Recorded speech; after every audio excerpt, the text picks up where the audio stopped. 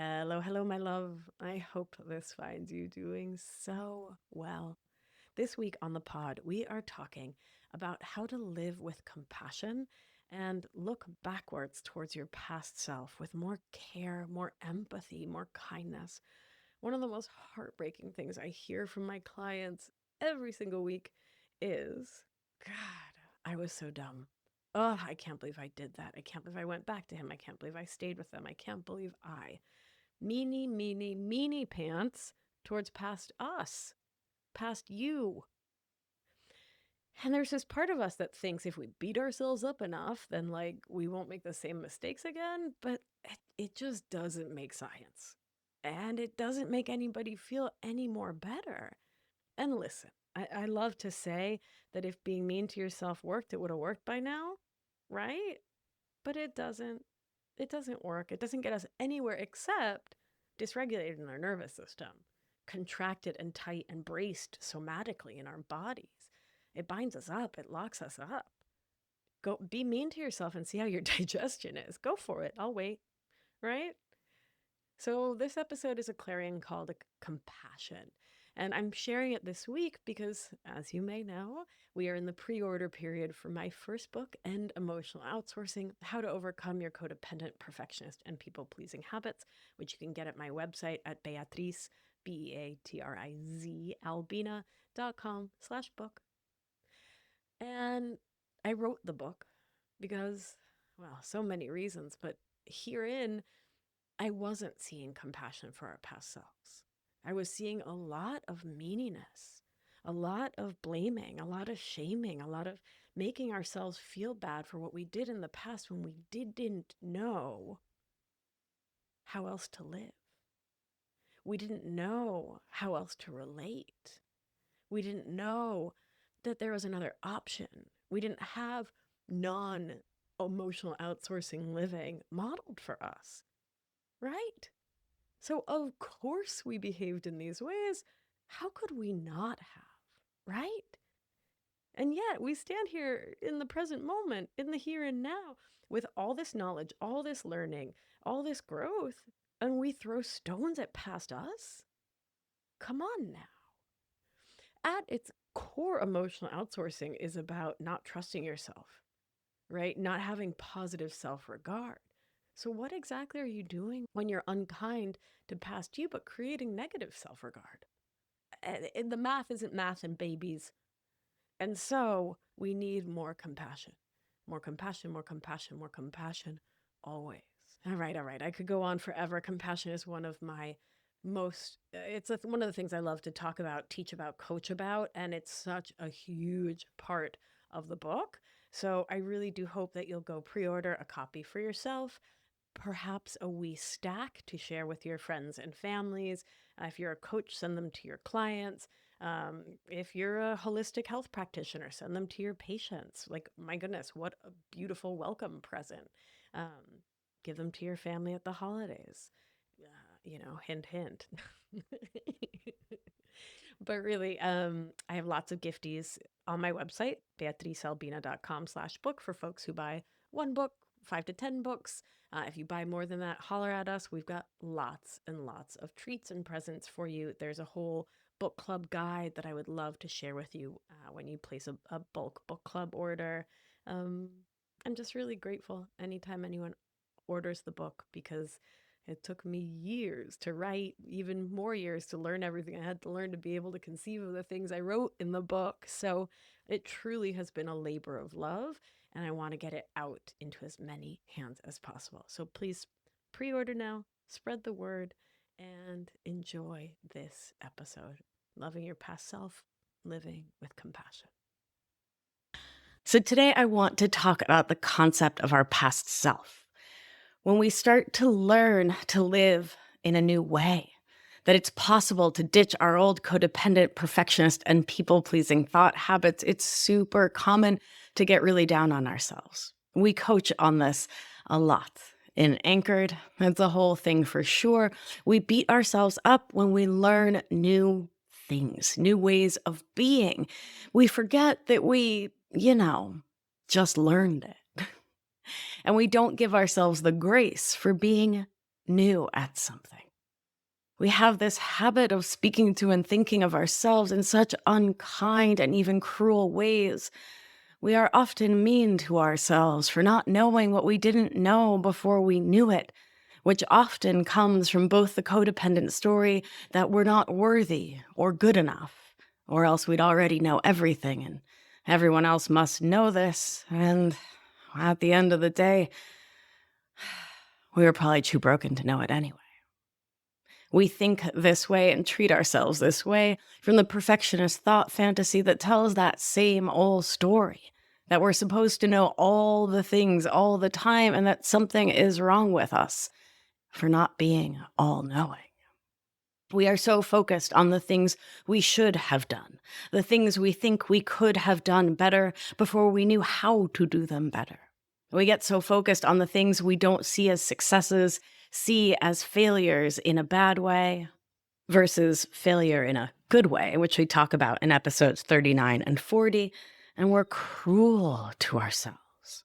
And in so doing, we walk around the world with blinders on to how amazing we really are. All the amazing things we are doing, all the ways we are succeeding and growing, and we brush those successes aside and move steadily along to self-flagellation from the story that we're never good enough. So our brain says, why celebrate ourselves at all if we're not 127.43% perfect? And in that, we create so much shame for ourselves, where shame is the belief that there's something inherently wrong with us. And not knowing what we didn't yet know is evidence of that in our unmanaged minds. And that shame keeps us from being present with ourselves and those we love, from celebrating, from continuing to grow, and from thoughtfully evaluating why we didn't do what we meant to or said we wanted to do.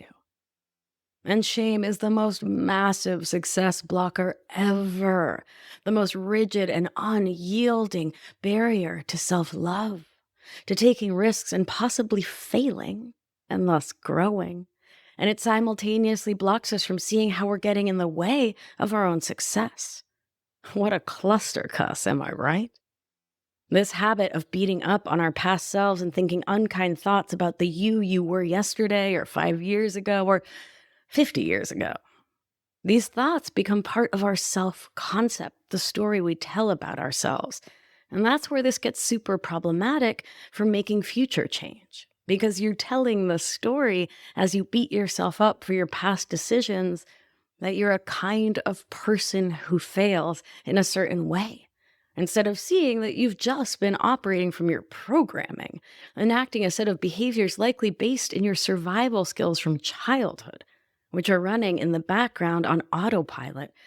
And most of us don't know to pause, to connect with our inner children, to reparent ourselves. More on the inner child and reparenting in episodes 22, 25, and 153. So we don't know to pause and connect with those little kiddos inside who've been keeping us in the same old narratives and beliefs, the same old somatic or bodily stories in our nervous systems that drove our past actions. You were going from an old script, so of course you did what you did, my love. Of course you dated that emotionally unavailable person, or were the emotionally unavailable person in a relationship. Of course you said yes when you actually wanted to say no. Of course you did whatever you now wish you hadn't done, because you were the version of you were then.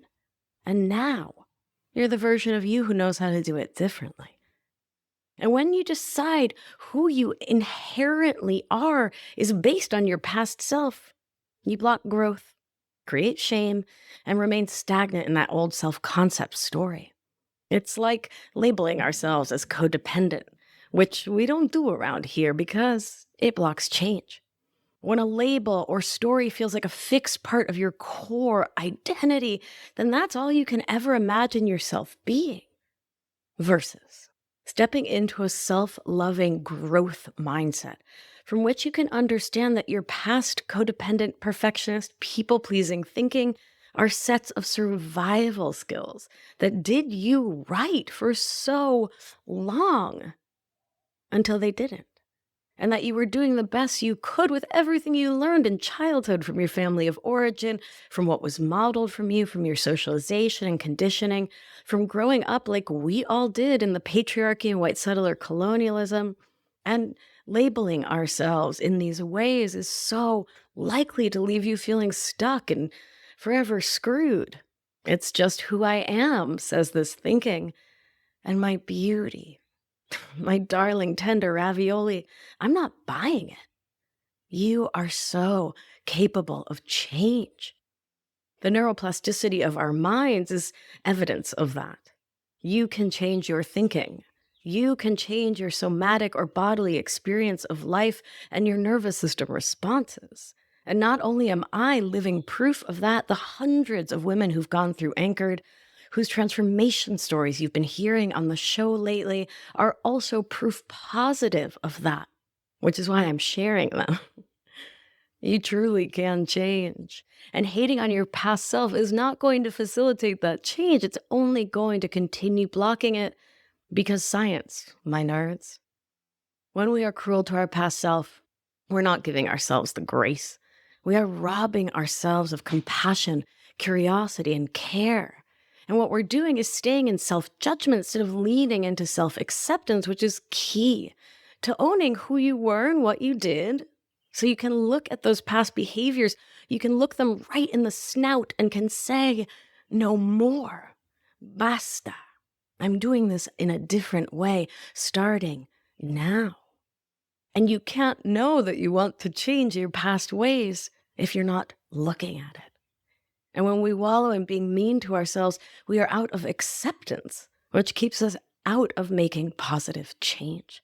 And inherent in that judgment of self is so much moralistic, all or nothing thinking. We decide that some things are morally okay or good and some things are bad, which strengthens the stories the patriarchy loves to reinforce, like the narratives around how good girls, good women, good wives, moms, partners behave, which is generally to put ourselves last for sure.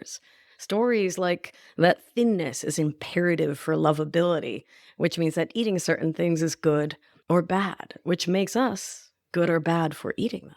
Thereby, that fries are a sign of moral failing and a side salad is the marker of making good and worthy choices. And here's the kicker: choices that prove your worth. And from that way of thinking, how can you possibly decide what's actually good for you? What you actually want? What truly serves you? If you're looking at your choices through a moralistic lens that was taught to you by oppressive systems. Learning to be kind to our past and present self does not mean you don't change or grow. It just means you stop identifying with the person you were as a forever identity. There are two things I like to share on this. You know I love my metáfora.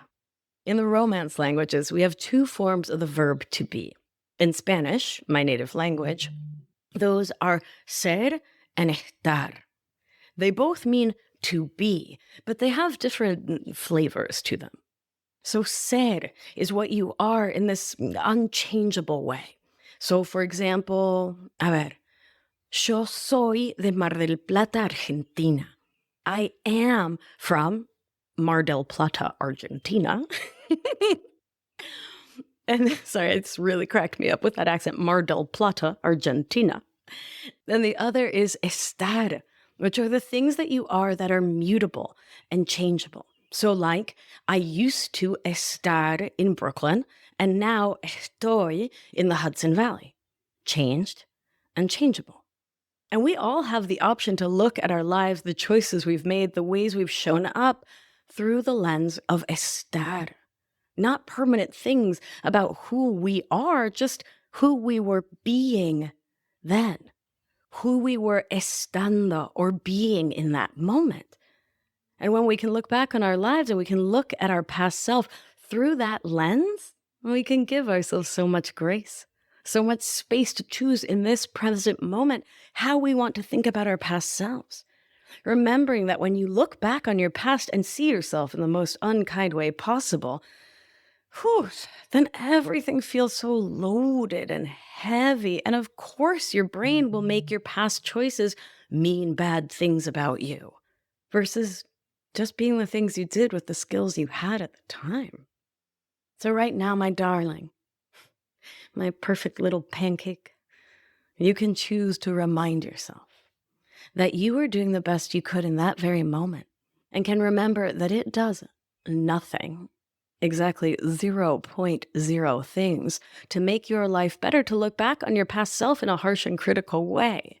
And in fact, nerd alert, if we take a nervous system view, which I'm always gonna, when we look back on our past self with critical, mean eyes versus lovingly evaluative eyes, we take ourselves out of ventral vagal, which is the safe and secure part of our nervous system, and we jack ourselves up into sympathetic activation.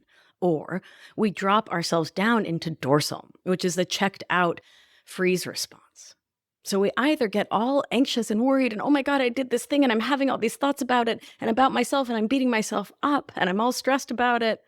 Or, because that was sympathetic, that was fight or flight. Or we drop down into dorsal and we go into that place of checked out, sad, depressed, disconnected, isolating, unable to make change.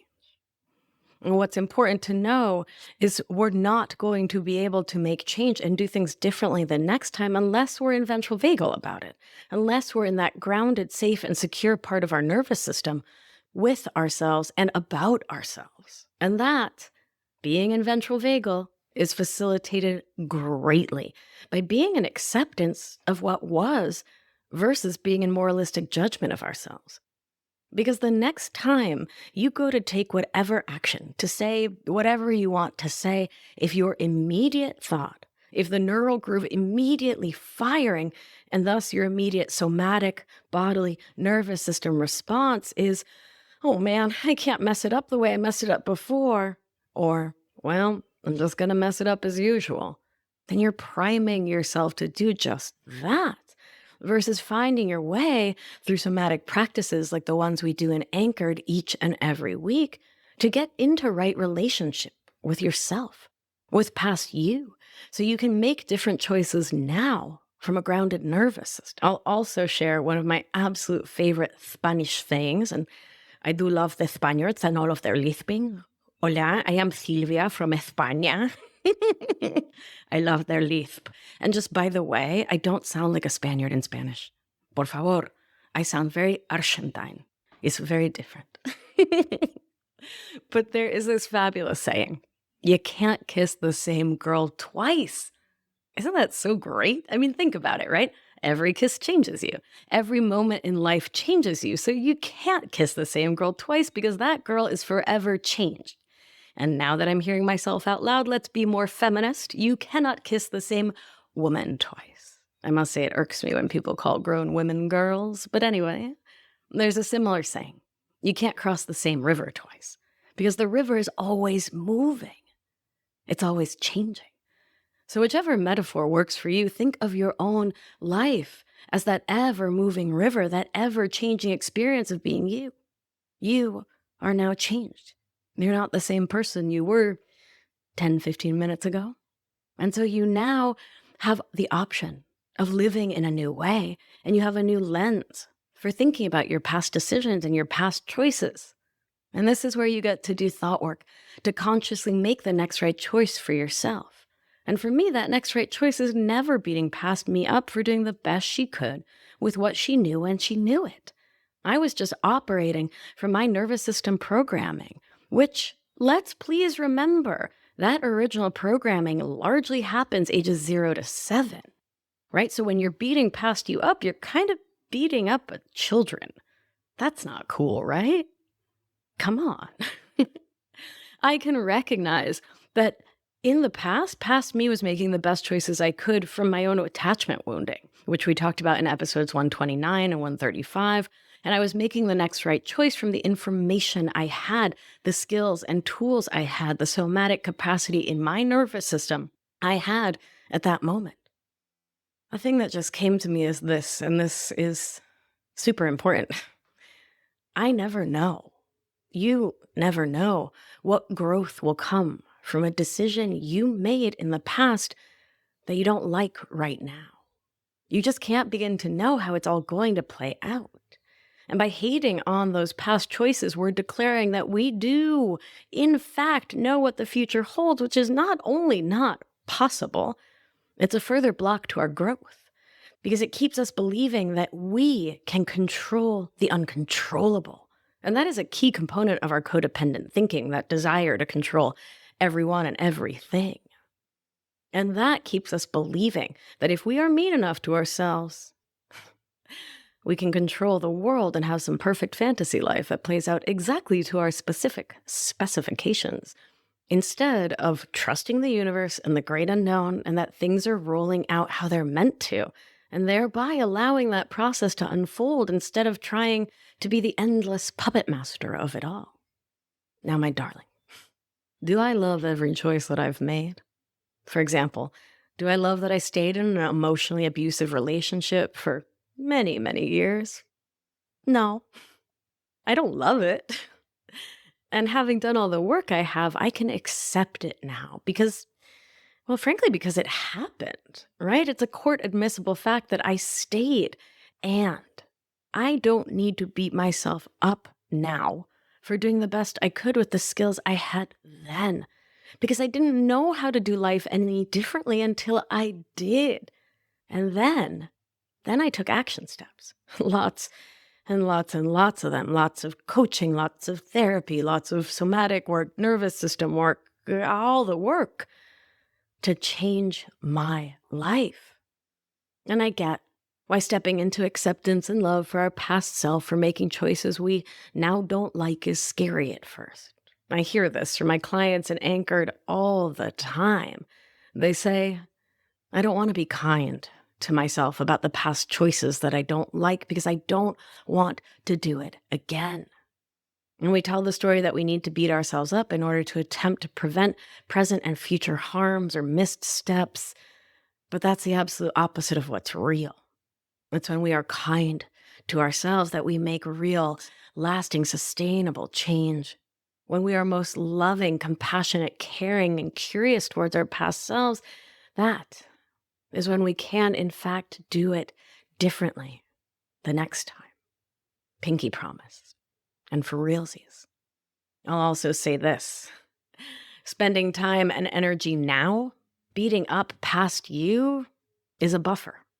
You heard me right, it's buffering behavior. Where buffering, as discussed in episode 14, is when we don't feel our feelings in this moment and instead do whatever is easiest for our nervous system as a distraction from feeling the feelings. So instead of feeling the guilt, the shame, the anger, the disappointment, frustration, etc., and process it through our bodies somatically, instead of actually being present with it, we beat ourselves up for it. And can you see how that actually keeps you from doing the work you want to do to make change when you're so busy buffering against the feelings?